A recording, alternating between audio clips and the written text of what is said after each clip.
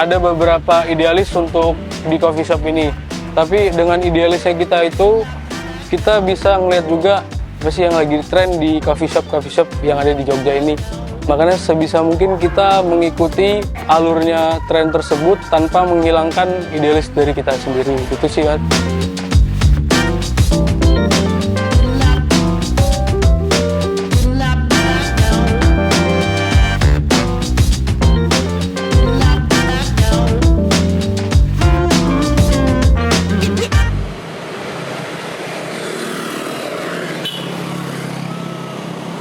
Sebelumnya izin perkenalan diri, nama gue Fatur Diananda. Mungkin orang-orang bisa manggil gue Atung.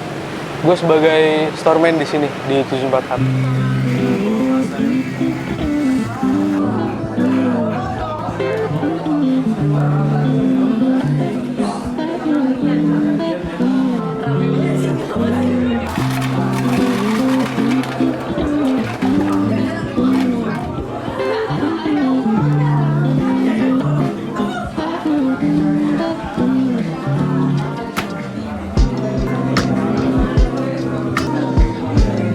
Sebenarnya untuk dari sisi owner sendiri emang interest untuk di bidang kopi gitu, dan emang punya basic untuk berbisnis gitu.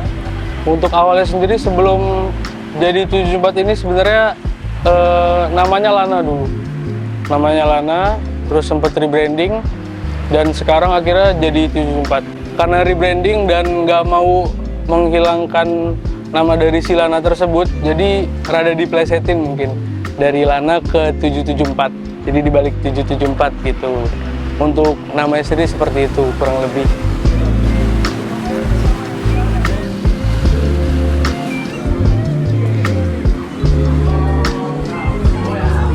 Sebenarnya sebelum 774 ini berdiri pun aku sudah sempat tahu lah ya untuk coffee shop ini Lana. Dan aku sempat jadi customer sebelumnya sebagai di sini. Sempat jadi customer, terus ngelihat perjalanannya mulai dari customer, mulai dari yang masih sepi, terus ada peningkatan, dan awal booming itu untuk 74 sendiri itu di bulan puasa. Karena awalnya itu untuk di bulan puasa tahun 2021 itu kan masih zaman-zamannya corona ya. Dan banyak coffee shop yang mungkin bukanya nggak terlalu lama, terkendala dengan waktunya gitu. Dan salah satu, bisa dibilang 74 ini salah satu pelopor yang bukanya sampai dini hari. Waktu itu bukanya sampai jam 3 dini hari gitu. Jadi mungkin untuk naik turunnya pun saya sempat merasakan gitu. Baik yang dari awal sepi, terus kemungkinan alhamdulillah belakangan ini untuk 74 sendiri makin rame, apalagi makin malam tuh. Banyak dari customer kayak yang kaget sebenarnya, kayak pada nanya, "Mas, kenapa sih kalau di sini kok semakin malam makin rame gitu?" Kurang lebih kayak gitu sih Mas, untuk perjalanan yang selama ini mungkin aku rasain semenjak kerja di sini gitu.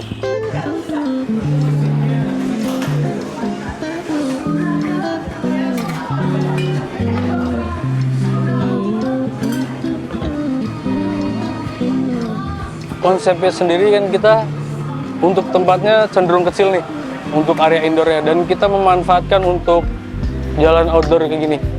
Untuk jalan pejalan kaki kita memanfaatkan space-nya jadi semakin luas di luar. Karena untuk 74 sendiri terkenal identik dengan trotoarnya. Trotoar pejalan kakinya duduk di, ya kayak di coffee shop di Bandung, di Jakarta kan kebanyakan pada pakai trotoar. Dia untuk area indoornya cenderung kecil dan memakai area outdoornya gitu. Sebenarnya konsepnya kurang lebih seperti itu. Dan kenapa salah satu yang bikin 74 identik itu mungkin dari penggunaan trotoar jalannya gitu.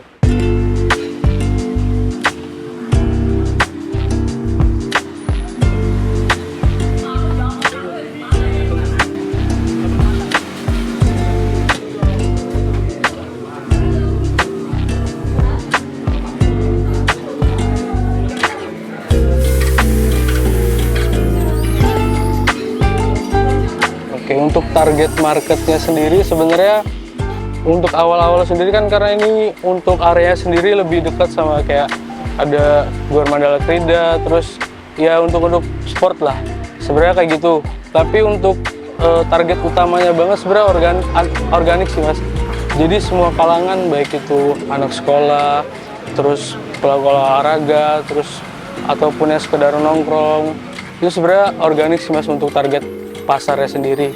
Kita nggak segmented lah istilahnya untuk target pasarnya. Untuk wacana ke depan sebenarnya emang kita lagi merencanakan untuk buka cabang sih Mas sebenarnya. Cuma kan untuk membuka cabang mungkin nggak semudah yang dibayangkan.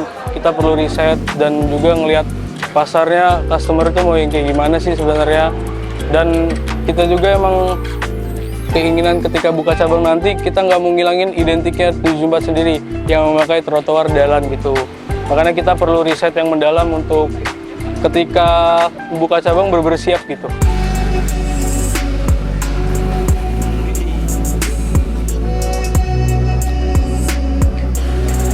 Sebenarnya untuk masalah terbesar apalagi bisnis segi F&B ya, yang aku alamin baik di sini ataupun sebelum di sini, yang aku lihat mungkin dari segi konsisten Kak. Baik itu segi konsisten rasa, terus segi konsisten customer service, untuk hal-hal yang terkait dengan konsistensi Kak sebenarnya yang masalah terberatnya. Ada beberapa idealis untuk di coffee shop ini.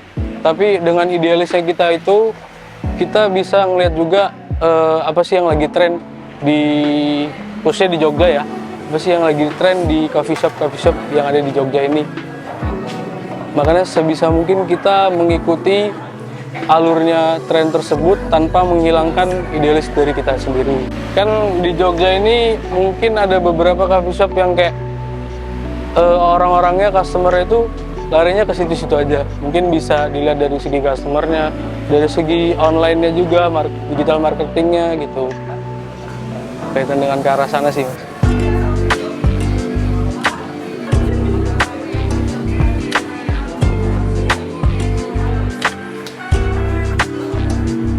Kalau untuk bestseller ya, ngomongin bestseller, untuk juaranya sendiri ada di Coffee Butterscotch Kak. Itu dia basicnya jadi kopi susu blaren, sama dia nanti ditambahin flavor butterscotch. Untuk rasanya sendiri nanti lebih ke creamy gitu, sama ya kayak permen kapas gitu sih Kak. Dan kebanyakan customer yang keluar masuk di sini pada pesennya butterscotch itu sih Kak. Mungkin yang di non coffee kita ada di ice blend Kak. Ada di ice blend itu ada 3 pilihan, sebenarnya 3 varian. Ada matcha mint cooler, ada velvet light, sama ada chocolate almond. Untuk yang bestseller sendiri kita ada di chocolate almond Kak, untuk yang di ice blendnya gitu.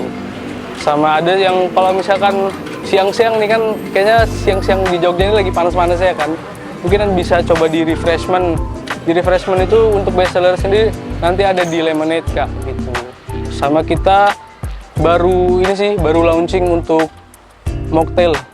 Jadi mocktailnya pun ada yang base-nya coffee sama ada yang base-nya non-coffee gitu. Untuk mocktailnya itu kan kita ada 6 menu. 3 untuk yang base coffee, 3 untuk yang non-coffee. Paling best seller untuk yang base coffee itu ada di 12 Fish Kak. Jadi 12 Fish itu kita base-nya pakai cold brew, sama untuk rasanya sendiri lebih ke fruity Kak. Kita pakainya grape nanti untuk fruity-nya, sama nanti finishingnya kita pakai root beer. Sebenarnya untuk menu 12 Fish ini sendiri identik Kak, karena dia ada rasa root beer-nya, ada rasa fruity, sama kita untuk kopinya pakai cold brew tadi gitu.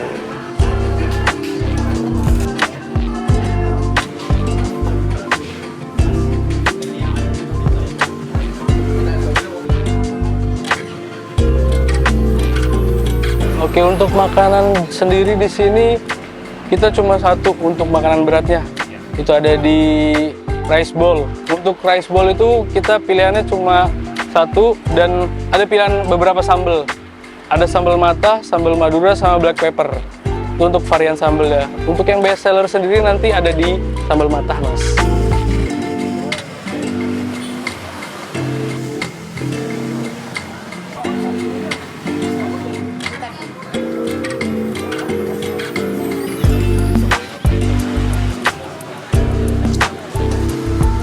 Untuk agenda rutin sebenarnya masih belum ada sih Mas, cuma nextnya kita kayaknya bakalan ngadain beberapa event, dan kemungkinan kan di tahun depan di bulan Februari kita bakalan anniversary, dan kemungkinan di anniversary-nya itu kita bakalan ngadain event, bakalan ngadain acara. Jadi mungkin bisa ditungguin aja, bisa stay tune, bisa di Instagramnya kita juga gitu untuk nungguin update-updateannya gitu Mas.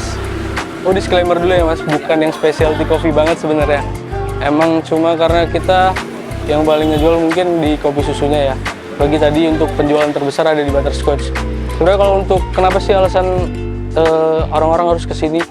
Mungkin kalau aku pribadi, ketika kamu datang ke sini, ketika ada kalian datang ke sini, bakalan bakalan dapetin experience yang berbeda. Seperti kita bisa nongkrong di trotoar outdoor seperti ini. Untuk space yang seperti ini jarang banget ditemuin di Jogja khususnya.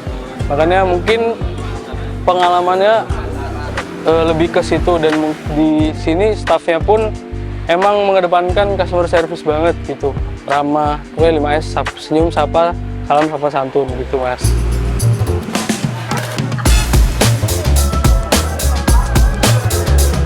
Untuk kita operasional kerjanya mulai dari jam 7 pagi sampai jam 2 dini hari. Dan untuk lokasinya sendiri ada di Jalan Gayam nomor 12, Baciro, Gondokusuman, Kota Yogyakarta. Untuk patokannya sendiri lebih dekat dengan Stadion Mandala Krida. Dari Mandala Krida arah barat gitu, ambil aja arah barat. Untuk area seperti itu.